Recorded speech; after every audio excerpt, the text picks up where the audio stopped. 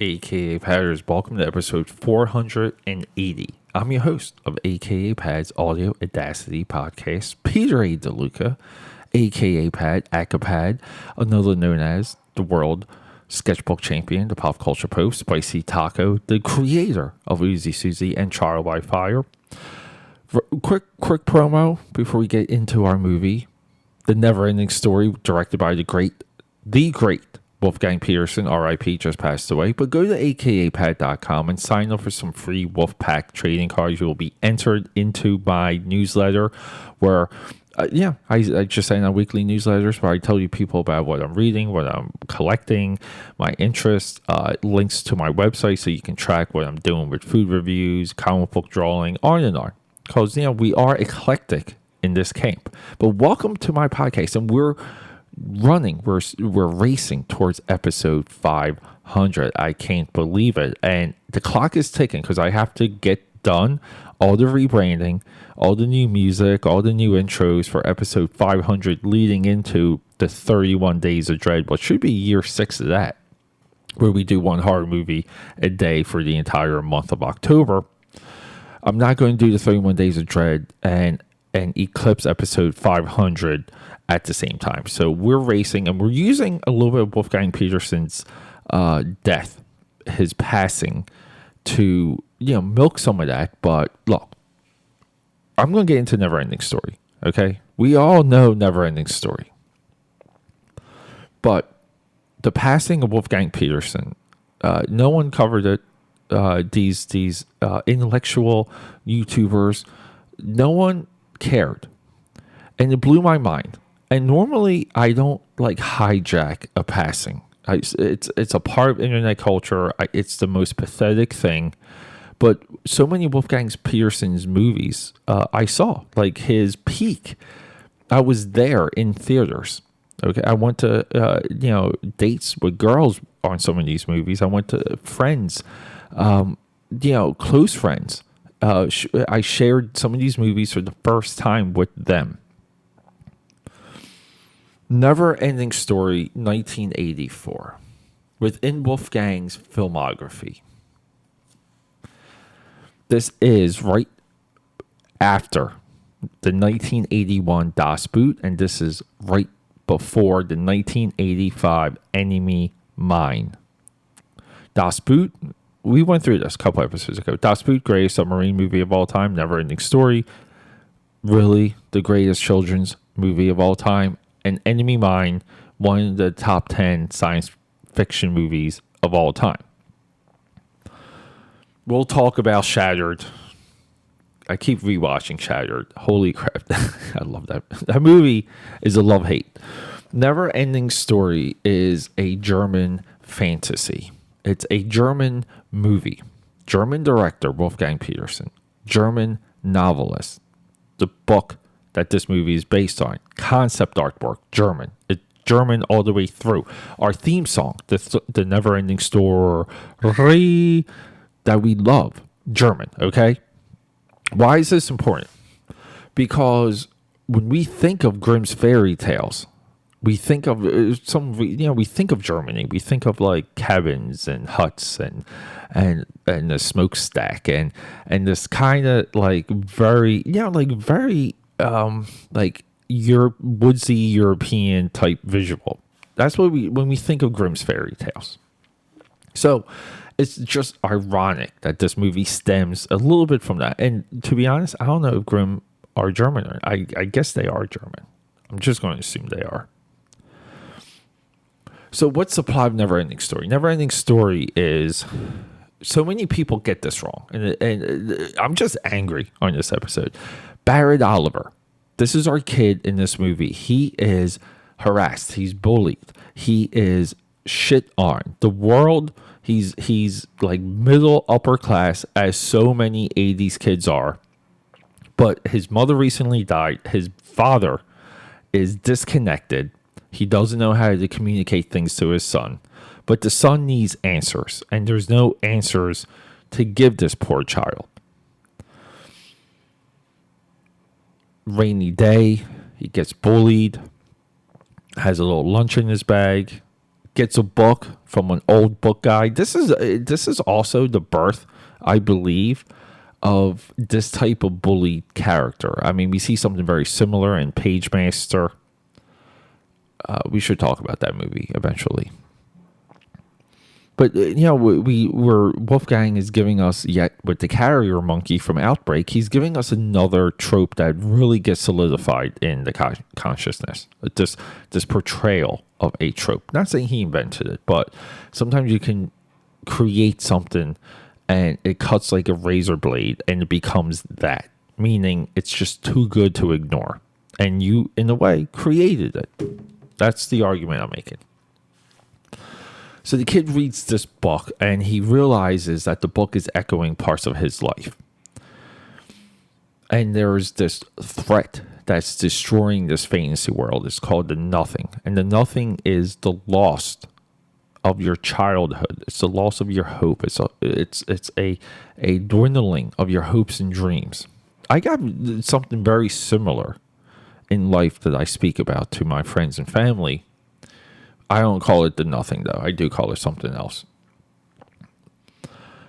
And the child realizes that he is the story, that the story is dictating things to him and vice versa.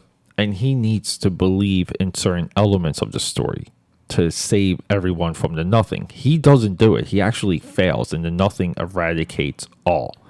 But we learn what the never-ending story is. It's not just a cool title.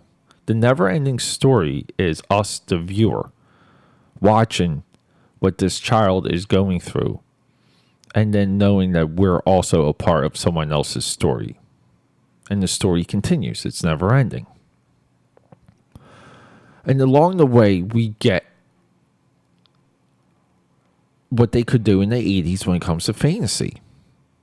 Fantasy, people always talk about superheroes, like waiting for the CGI age. Like almost like third gen CGI created the Marvel Cinematic Universe. But we talk about technology catching up to what they could do from the comics. And in a way, we have the same scenario with fantasy, where we really didn't get fantasy on a scale until Lord of the Rings. And we can also argue Harry Potter. Like those two franchises congruently running, like year after year for just about 10 years. Changed everything. Up until this point, what we had was Dragon Slayer, Industrial Light and Magic George Lucas project, I believe, right? That was George Lucas. And we have Dark Crystal with Jim Henson, Frank Oz, which is the greatest, still to this day, greatest fantasy movie of all time. I believe both of these came out the same year. But we get the Dark Crystal. It's really it's the best. But Neverending Story gives us these big fantasy ideas. Glowing city, glowing citadel on the mountain, floating city, flying sperm dog, talking giant turtle, rock monster eating rocks, snails that I guess like similar to DreamWorks' Turbo, right? Snails that can just like talking wolves.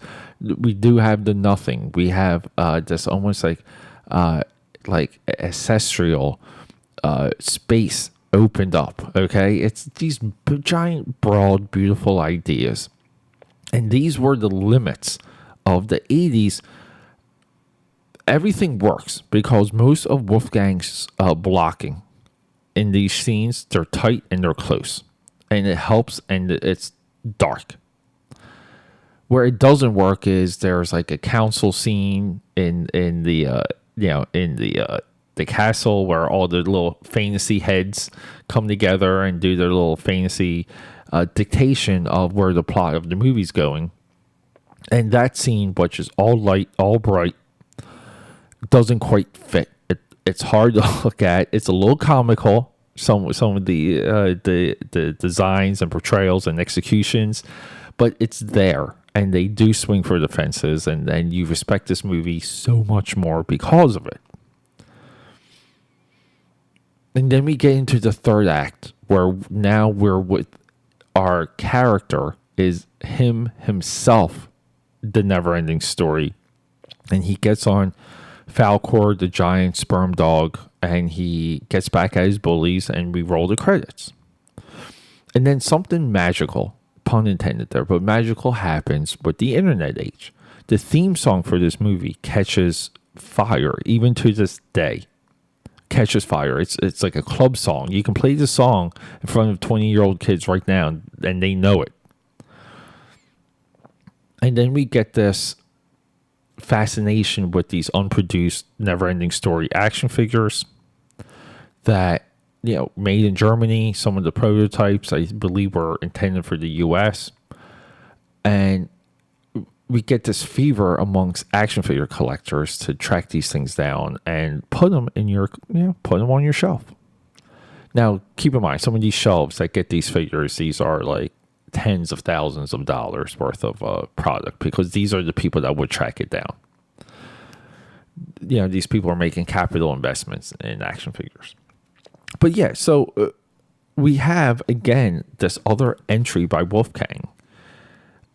And very similar to Das Boot, the way how Das Boot really does capture the imagination with its portrayal. Him going from Das Boot to this movie, it's head spinning. It's a transition potentially greater. I mean, Jaws, Steven Spielberg, Close Encounters, we have to make that comparison. Like, what's a tougher movie? Jaws? Jaws had production issues because they didn't know what they were doing. It's tough. Like, you kind of have to give Jaws to Spielberg, because Jaws is a top 3, top 5 movie of all time. But you gotta give Neverending Story to Wolfgang. And then the follow-up, Enemy Mine. I mean, what would Spielberg's follow-up be? I'm gonna look. We're gonna get out of here real soon. But I need to look that up. All right, AKAPAD. I just had to look this up. And look, quick caveat about Steven Spielberg. The Men That Would Be King. It's a book about DreamWorks. It pretty much details how Spielberg just held up that company, held it hostage, didn't prioritize his movies in what they were trying to do with that studio. And like him, and it's just his current films. I mean, War Horse, Terminal. It's really hard to get behind some of his like current stuff. So do I have beef with Spielberg? In a way I do, because I believe he has fallen and he has not getting up. Spielberg, 1975 Jaws, 1977 Close Encounters, 1979, 1941. And there we go.